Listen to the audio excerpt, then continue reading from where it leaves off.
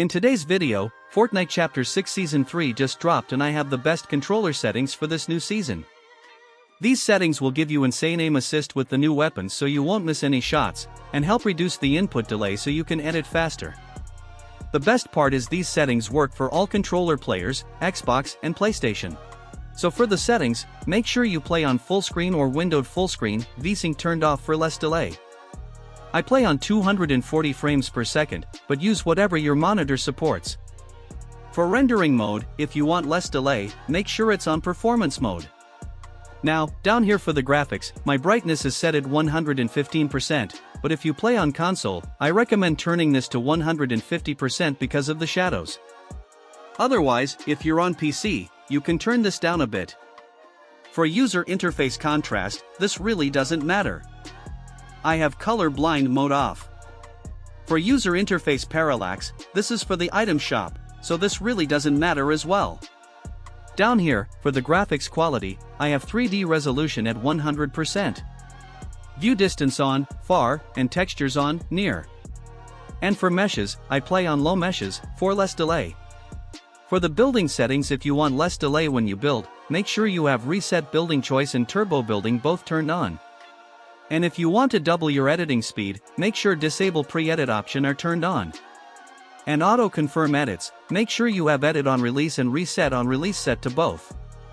This will allow you guys to edit on controller extremely fast without pressing an extra button. Now for the combat settings, make sure you have preferred item slots turned on. This makes your life as a controller player so much easier. You can assign different slots in your inventory for certain items. And for the first slot, I have my shotgun. Second one's SMG. These two are unassigned. And then AR in the final slot. And for my movement settings, I have toggle sprint and auto open doors both turned on. And mantle on hold, and hurdles on press. Going to my reticle settings. I have reticle turned on, reticle ammo indicator off, show spread first person on, show recoil first person turned off. My damage number set to cumulative, and reticle damage feedback on hit only. My damage number scale is at 125%.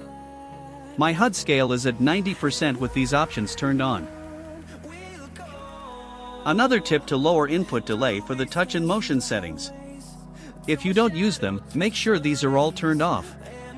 Having the game save all these extra settings you don't use adds a little bit of delay. So, make sure these are all turned off. And now we go into the controller settings. Make sure you have controller auto run turned off.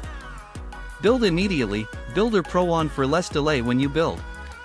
Edit hold time is the time it takes for the game to register when you press your edit button. So, if you want less delay when you edit, make sure to have this at the lowest number possible. Slide hold time is the time it takes for the game to register when you press your slide button. So that is personal preference. I don't touch the camera options. Make sure you have vibration turned off. Make sure the quick weapon settings are also turned off. This is super delayed and unnecessary, especially if you're using preferred item slots already. Now move on to the updated Season 3 controller settings. Build mode and edit sensitivity multiplier are at 2.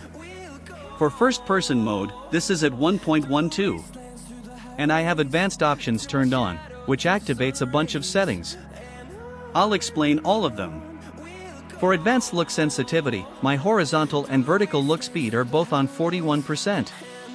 I don't have any boost turned on, so no turning horizontal boost, no turning vertical boost, no boost ramp time, and also no instant boost when building.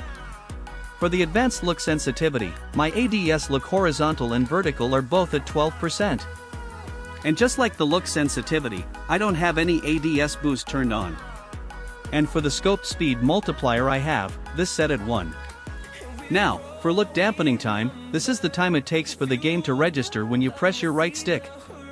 So if you want less delay and more responsiveness, make sure it's at the lowest number possible to disable it. For look input curve, I still recommend using linear, because it makes editing a lot easier. For precision and tracking aim assist, these are both at 100%. And we went to the final page for my binds. Just pause the video if I'm going too fast. But that is going to be the end of the video. If you guys made it here, make sure comment down below road to 1K. Please help me out by liking and subscribing if you guys made it here. And I'll see you guys in the next video.